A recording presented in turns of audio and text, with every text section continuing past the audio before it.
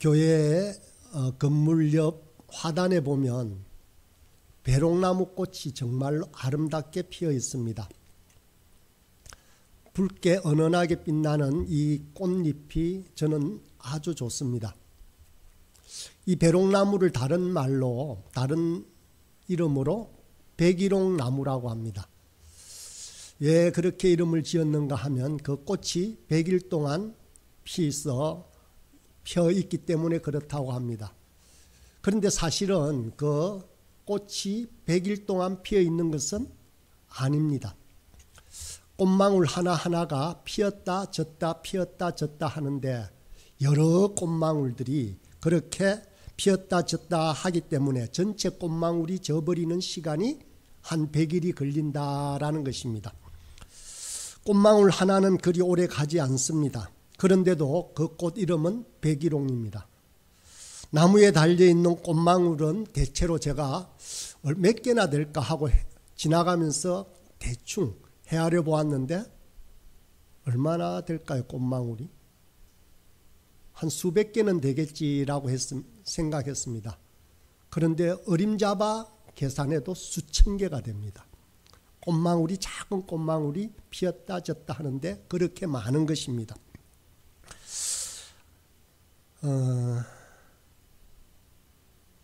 꽃망울이 떨어지는 것은 그 한 송이의 꽃망울에서 피었다가 지는 시간은 아마 화무 11홍이라 하는 거 보면 열흘이 채 가지 않을 것 같습니다. 그런데 피었다 졌다 피었다 졌다 하니까 전체적으로 그렇게 오랜 세월이 그렇게 3개월 동안 간다 해서 100일이라고 합니다. 어떤 면에서는 교회도 마찬가지다는 생각을 저는 어렴풋이 해보았습니다. 나 한 사람의 모습이 아직은 피어나지 않은 꽃망울 같지만 그래도 예쁜 꽃으로 인정을 해줍니다. 이미 다 져버린 시든 꽃무리 같지만 여전히 붉은빛을 띠는 백일홍이라고 불러주는 것과 같습니다. 우리의 모습이 아무리 부족해도 지쳐 넘어져도 여전히 저와 여러분은 하나님의 사랑받는 부활소망교회의 참으로 멋진 성도들입니다. 붉고 은은하게 빛나는 아름다운 꽃들이라는 것입니다. 제가 늘 새겨서 기억하는 문장 하나가 있습니다. 주님을 바라보고 살면 내가 남보다 나은 것 같아라는 우월감에 빠지지 않고 또 내가 남보다 모자란 것 같아라고 하는 열등감을 느끼지 않는다는 것입니다. 우리 모두도 이처럼 주님께도 서로에게도 정말 소중한 존재라는 생각이 듭니다. 결코 우월감이나 결코 열등감에 빠져 허덕이지 않아도 된다라는 것입니다. 이제 오래간만에 산상수훈으로 돌아왔습니다. 산상수훈의 말씀을 오늘 나누고자 합니다. 동네마다 먹자골목이 있습니다. 부산에는 범일동에 가면 낙지골목이 있습니다. 그래서 조박낙지라고 하는 곳이 있는데 그 골목길에 가면 조박낙지 가게가 여러 개가 있습니다. 그래서 간판 이름을 달리해야 될 거지 않습니까? 그래 조박낙지 그 옆에는 뭐라고 되어 있을 것 같습니까? 본 아니면 진 이런 말로 되어 있습니다. 그래서 원조 조박낙지 원조로도 모자라니까 참 진짜를 써서 진원조 이렇게 해놨습니다. 그리고 오래전에 갔을 때 참 진짜로 원조집이 어딘가 몰라서 여러 군데 물으니까 다 자기 집이 원조라고 하잖아요. 그래서 어찌어찌 해서 찾아서 가본 적이 있었습니다. 이와 비슷한 곳 다른 상품 또 있습니다. 옛날에 휴가 때 강원도에 지나가다가 안흥찐빵이라고 아십니까? 모릅니까? 홍성에 가면 있습니다. 찐빵 하면 안흥찐빵입니다. 이곳에 들었으면서도 저는 깜짝 놀랐습니다. 한 면 단위 소재지가 전체 찐빵 가게로 많이 덮여 있습니다. 모든 간판이 안흥찐빵이었고 여기에 원조라는 단어를 대부분 사용하고 있습니다. 그런데 진짜 원조는 면사무소 앞에 있는 그 이름도 그렇습니다. 면사무소 원조 안흥찐빵입니다. 그 집이 원조랍니다. 이제는 어디가 원조인지 어디가 진짜인지 잘 모르는 시대를 살아가고 있습니다. 요즘 시대에는 말의 진실성이 사라진 시대입니다. 무슨 말을 해도 우리가 이렇게 하지 않습니까? 그거 정말이가? 진짜가? 라고 묻지 않습니까? 이런 시대가 되고 말았습니다. 그렇지만 옛날에는 그렇지 않았습니다. 성경 속의 여러 이야기들을 봐도 그렇습니다. 저는 구약 성경을 읽으면서 이해가 안 되는 한 부분이 있습니다. 이삭이 있습니다. 이삭에게는 두 아들이 있지 않습니까? 에스와 야곱입니다. 그래서 이제 이삭이 나이 들어 죽으면서 이 큰아들 에스에게 축복을 해야 합니다. 그런데 둘째 아들 야곱이 미리 술을 써서 형이 사냥하러 간 사이에 속여서 아버지의 축복을 받고 맙니다. 그런데 큰아들이 돌아와서 이 사실을 알고 아버지께 이 축복을 물려달라고 그렇게 이야기하지 않습니까? 축복이라고 해봐야 어떤 재산을 물려줬거나 어떤 것들을 물질적으로 남겨준 축복이 아니었고 말의 축복이었습니다. 이런 구절입니다. 하나님은 하늘의 이슬과 땅의 기름집이며 풍성한 곡식과 포도주로 너에게 주기를 원하노라. 만민이 너를 섬기고 열국이 내게 굴복하리니 네가 형제들의 주인이 되고 네 어미의 아들들이 네게 굴복하며 내게 저주하는 자는 저주를 받고 너에게 축복하는 자는 축복받기를 원하노라. 이렇게 하늘의 말의 기도의 축복이었습니다. 그런데 이것은 야곱이 이것을 속였으니까 법적으로는 다시 제거하고 고쳐도 되지 않을까요? 그렇게 생각할 수 있지 않습니까? 그러나 그렇지 않습니다. 이삭은 이 말을 취소하지 못합니다. 여기서 우리는 이 모습이 바로 말의 진실성이다라는 것을 알 수 있습니다. 하나님의 말씀에 능력이 있고 그 하신 말씀은 그냥 땅으로 떨어지지 않는다는 것입니다. 이처럼 인간의 말도 번복할 수 없는 힘을 가지고 있는 시대였습니다. 우리가 아는 사사 입다의 서원을 알고 있지 않습니까? 자기가 전쟁에서 승리하여 돌아오면 제일 먼저 만나는 사람을 하나님께 제물로 드리겠다 하지 않습니까? 전쟁에서 하나님께서 승리하게 해주었습니다. 돌아왔습니다. 제일 먼저 만나는 그 사람을 아니면 그 동물을 제물로 바치겠다는데 제일 먼저 나오는 사람이 누구였습니까? 자기의 딸이지 않습니까? 그래서 그 딸을 제물로 바치지 않습니까? 여러분 같으면 지금 그럴 수 있겠습니까? 그거는 제가 말로 서원한 것이니까 제가 살아가면서 이렇게 갚겠습니다라고 말할지도 모릅니다. 그러나 입다는 하나님께 한 서원이었기 때문에 자기 딸을 번제물로 바칠 수밖에 없었습니다. 잘못된 방식의 서원이었지만 자기가 한 말을 지키려는 말의 진실성은 그대로 살아 있었습니다. 어찌 보면 오늘날과는 다르겠죠. 그러나 오늘날과는 완전히 다른 말의 무게가 있던 시대였습니다. 어떻든 우리 예수님은 우리 모두가 말에 진실된 사람이 되기를 원하는 것은 그때나 지금이나 마찬가지입니다. 오늘 말씀을 통해서 우리 언행이 어떠해야 하는지에 대해서 점검해보는 시간을 갖도록 하겠습니다. 모세오경에 보면 거짓 맹세하지 말라. 네 맹세한 것을 주께 지키라는 말씀이 있습니다. 맹세라고 하는 것은 자기 행위나 말에 대해서 신실하고 정직한 것을 말합니다. 주님께서 이스라엘 백성에게 맹세라는 형식을 주신 이유는 맹세의 강도나 맹세의 위험이나 이런 것들을 강조하기보다 바로 거짓말 하지 않도록 하기 위한 것이었습니다. 그래서 거짓말하지 않고 진실되게 살기를 원하는 규정이었습니다. 하나님께서는 하나님의 이름으로 맹세하는 것을 허락하셨습니다. 하나님의 이름으로 맹세한다라는 것은 무슨 뜻입니까? 만약 거짓 증거를 하면 그 심판은 하나님으로부터 받게 된다라고 하는 엄중한 경고로 함부로 거짓말하지 못하게 하기 위함이었습니다. 그래서 율법에도 거짓 맹세하지 말라, 내 맹세한 것을 주께 지키라라고 하는 것은 모두 우리가 정직한 말과 진실된 행동을 해야 할 것을 강조하는 말입니다. 그런데 오늘 본문에서는 주님은 제자들을 향해서 너희는 도무지 맹세하지 말라라고 합니다. 이제는 맹세하라는 것이 아니라 맹세하지 말라고 하십니다. 그렇다면 이 맹세하지 말라는 말씀의 의도도 마찬가지입니다. 맹세를 금지하는 데 초점이 있는 것이 아닙니다. 역시 거짓말하지 말라, 너희는 진실된 삶을 살아라 하는 뜻입니다. 그런데 사람들은 이 맹세를 악용합니다. 완악한 인간들은 맹세한 것만 지키고 다른 것은 맹세하지 않았으니까 그것은 지키지 않아도 된다라고 그렇게 합리화합니다. 그리고 또 맹세를 남발하다 보니 자기가 지키지도 못할 약속을 하게 되고 결국 그 맹세 때문에 또 하나의 죄를 범하는 누를 계속해서 범하게 됩니다.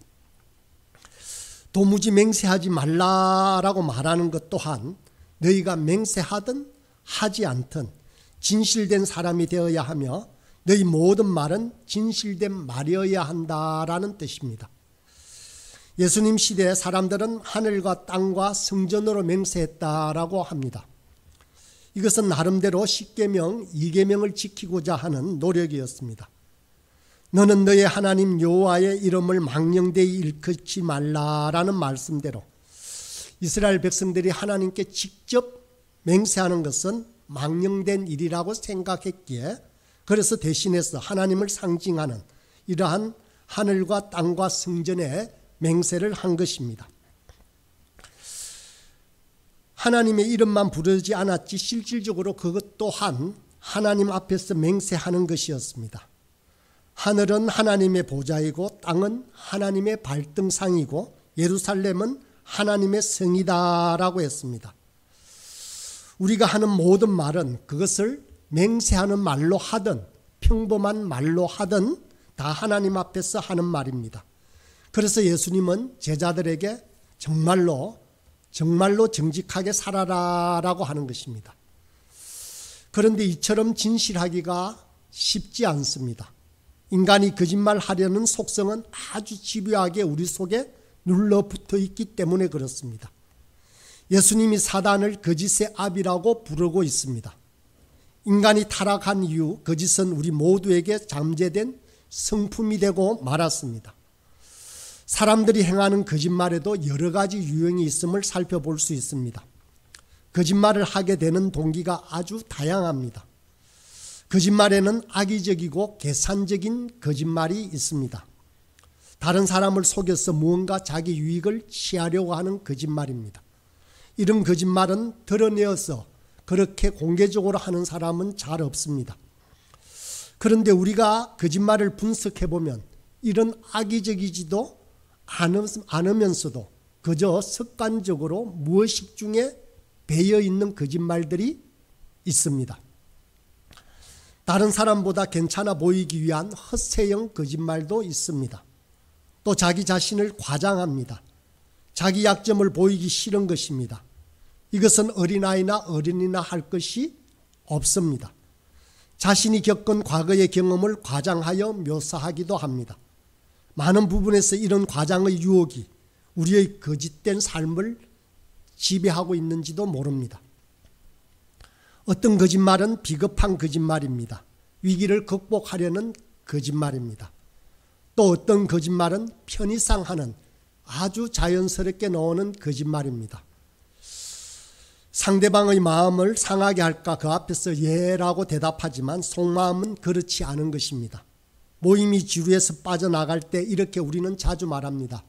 집에 볼 일이 있었어요. 사실은 볼 일이 없는데도 그렇게 말합니다. 이런 모든 거짓의 배후에는 자기 자신이나 자기가 한 행동이나 말에 대한 확신이 없는 경우가 대부분입니다. 우리는 우리가 가진 것에 대해서 사랑해야 합니다. 그것이 성격이나 운명이나 달란트나 그 무엇이든지 간에 우리에게 주어진 그 고유한 것들을 사랑하며 살아야 합니다. 그런데 그런 확신이 없으니까 거짓말을 합니다. 다른 사람에게 모욕을 당할까 봐 사람들 보기에 근사하게 꾸미는 것이 바로 거짓말입니다. 내가 한 행동이 실수이건 무의식적으로 행하건 우리는 자신의 행동에 대해서 자신감을 가져야 합니다. 그런데 서로 잘못할 수도 있습니다. 잘못된 행동일 수도 있습니다. 그때는 솔직하게 사과하고 고백하면 됩니다. 그래서 자기 감정에도 솔직해져야 합니다. 물론 다른 사람들의 마음을 상하게 하지 않는 그런 말투는 우리가 훈련하고 배워야 합니다. 그러나 그것이 지나쳐서 거짓말하는 정도의 수준이 되어서는 그것 또한 옳지 않다라는 것입니다.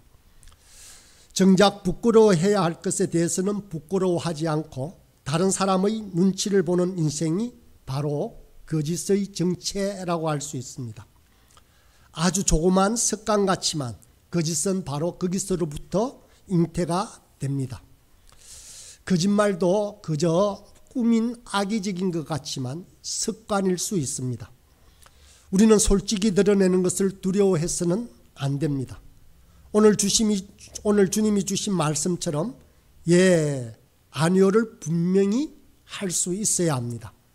그러려면 확신이 있어야 합니다. 내가 하나님의 자녀라는 당당한 확신이 있으면 아니요를 분명하게 구분할 수 있습니다. 그래서 오늘 말씀을 우리가 오늘 말씀을 지키기 위해서는 우리의 힘이 아니라 하나님 은혜의 보좌 앞으로 나아가야 합니다. 하나님의 자녀라는 확신이 나의 구원이 확정적으로 이루어졌음을 믿는 사람들은 거짓 인생을 살지 않는다라는 것입니다. 주님은 우리의 연약함을 잘 알고 계십니다. 그래서 본문에 보니 내 머리로도 맹세하지 말라라고 말씀하십니다. 우리는 그 맹세를 지킬 능력이 없습니다. 우리 머리카락 하나라도 희거나 금게 할 수 없다라고 말씀하십니다. 아무리 장담하지만 상황이 여의치 않으면 우리는 그 맹세를 지키지 못합니다. 내 손에 장을 지진다라고 말하지만 실제로 자기 손에 장을 지진 사람은 없습니다. 대표적으로 연약한 베드로의 경우를 들어볼 수 있습니다. 예수님께서 네가 닭 울기 전에 3번 나를 부인할 것이라고 말씀하시자 베드로는 주님 앞에서 이렇게 맹세했습니다. 베드로가 가로되 내가 주와 함께 죽을지언정 주를 부인하지 않겠나이다. 바로 자기 머리를 긁고 맹세한 것입니다. 그러나 어떻게 되었습니까? 베드로는 연약한 계집종 앞에서도 거짓말을 합니다. 베드로가 맹세하고 또 부인하여 가로되 내가 그 사람을 알지 못한다라고 예수님을 부인합니다. 두려움이 그가 거짓말을 하도록 몰고 간 것입니다. 주님은 우리의 이 연약함을 잘 알고 계십니다. 그러니 우리에게 맹세해서 죄를 더 키우지 말고 자기 수준에 맞게만 말하라고 명하시는 것입니다. 야고보서 5장 12절에 보니 이렇게 말씀하십니다. 내 형제들아 무엇보다 맹세하지 말지니 하늘로나 땅으로나 아무 다른 것으로도 맹세하지 말고 오직 너희의 그렇다 하는 것은 그렇다 하고 아니라 하는 것은 아니라 하여 제 정죄함을 면하라. 그러므로 자신을 드러내는 과장을 하지 말라는 것입니다. 설교자들이 가장 과장을 많이 합니다. 목회자들이 그렇게 과장하는 것을 좋아합니다. 그런데 사실 이것은 강조하기 위해서 또 마음에 잘 새기도록 하기 위해서 하는 수사법의 일환이라고도 할 수 있습니다. 그런데 자신이 특별한 신령한 능력을 가진 양 그렇게 하는 자신을 돋보이기 위한 과장의 수사법은 멈추어야 합니다. 예를 들면 이런 말입니다. 어제 저녁 내가 기도하는 중에 하나님께서 나에게 직접 말씀해 주었다라고 하는 설교법을 저는 경계합니다. 좋지 않은 어법이라고 생각합니다. 물론 오늘날에도 하나님은 물리적으로 귀에 들리게 할 수도 있습니다. 그러나 하나님께서는 대부분 말씀을 통해서 말씀해 주신 그 말씀에서 깨닫게 하십니다. 주님은 옳은 것은 옳다, 아닌 것은 아니다라고만 말하라고 하십니다. 예수 믿는 사람들은 세상에서 정직하다는 것을 인정받아야 합니다. 아마 60, 70년대까지는 교회가 이런 평판을 받았던 것 같습니다. 그때는 교회 다닌다라고 하면 그 사람은 믿을만 하겠구나, 정직하겠구나라고 평가를 했습니다. 그러나 지금은 그렇지 못합니다. 이 기독교인들의 도덕 수준이 세상 사람들보다 결코 낮지 않다는 말입니다. 장로나 목사의 타이틀을 가지고서도 사기치고 거짓말하는 사람들이 많아진 것입니다. 이것을 우리는 안타까워해야 합니다. 나만 아니지 하면 되는 것이 아닙니다. 어떻게 보면 우리는 사람만 두려워하지 하나님을 두려워하지 않는 시대를 살아가고 있는지도 모릅니다. 그래서 맹세나 서약을 자신의 거짓을 위장하는 도구로 사용하고 있는 시대인지도 모릅니다. 보이지 않는 하나님은 속여도 되고 보이는 사람에게만 잘 보이면 된다라는 태도입니다. 물론 거짓말을 하지 않고 정직하게 살아간다면 손해볼 수도 있습니다. 그러나 우리가 손해를 보더라도 우리는 정직과 진실을 포기해서는 안 됩니다. 그것이 바로 우리 주님이 명령하신 것이기 때문입니다. 정직한 삶을 살았던 분 중에 안창호 선생님이 계십니다. 도산 안창호 선생은 독립운동가로서 정직을 유난히 강조하신 분이기도 합니다. 이런 말씀을 하셨습니다. 거짓이여 너는 내 나라를 죽인 원수다. 내 평생에 죽어도 거짓말을 아니하리라 라고 했습니다. 민족을 망하게 한 것은 일제가 아니라 이 민족이 지니고 있는 부정직이라는 것입니다. 선생은 정직과 성실만이 이 나라를 구하는 길이라고 하면서 이런 말도 했습니다. 농담으로라도 거짓말을 하지 말라. 꿈속에서라도 성실을 잃었거든 뼈저리게 뉘우쳐라. 죽더라도 거짓이 있어서는 안 된다라고 말입니다. 사실 그렇습니다. 정직하게 살면 우리는 손해볼 경우가 더 많습니다. 우리가 정직하게 살려고 하는 이유는 어떤 물질적인 이익이 있어서가 아닙니다. 그것은 바로 옳은 길이기 때문에 그렇습니다. 그러므로 신앙인들은 손해가 나더라도 정직과 진실의 길을 걸어가야 합니다. 우리는 진실이 결국 승리한다라고 하는 확신을 가져야 합니다. 예수님께서 가르치신 새 계명은 서로 사랑하여라. 내가 너희를 사랑한 것이 너희도 서로 사랑하라는 것입니다. 우리 기독교의 모든 말씀을 압축하면 사랑이라는 말로 압축할 수 있습니다. 그런데 이 사랑을 어떻게 행할 수 있습니까? 아마 하나님의 말씀에 순종하고 이웃을 섬기면 사랑이 드러난다라고 할 수 있습니다. 그런데 사실은 이 사랑을 섬기고 순종하고 하는 것들의 행위가 어떻게 드러나야 할 것인가도 한번 생각해 보아야 합니다. 그것은 바로 하나님 앞에서나 사람 앞에서 거짓이 없어야 바로 그러한 사랑을 이룰 수가 있습니다. 우리가 정직하고 거짓 없는 모습으로 살아가면 반드시 하나님을 사랑하게 되고 이웃을 사랑하게 되는 것입니다. 우리는 사람을 두려워하기보다 하나님을 더 두려워해야 합니다. 하나님을 두려워하는 사람은 매사에 당당할 수가 있습니다. 옳은 것에 대해서 옳다 말하고 그런 것에 대해서 그러다고 말할 수 있는 것은 이런 확신 있는 사람에게 가능한 것입니다. 예수 그리스도로 말미암아 모든 죄에서 용서받고 우리가 하나님의 자녀가 되었다라고 하는 사실이 우리를 당당하게 당당하게 만들어줍니다. 우리가 세상을 밝히는 빛이 되는 것은 어려운 일이 아닙니다. 특별한 일을 해야 되는 것이 아닙니다. 놀라운 과업을 이루어야 하는 것 또한 아닙니다. 어떠한 성취를 확보해야 되는 것 또한 아닙니다. 단지 본대로 말하고 진실하게 살기만 하면 되는 것입니다. 주님은 우리가 이처럼 자기 주체적이고 솔직하고 당당한 인생이 되기를 원하십니다.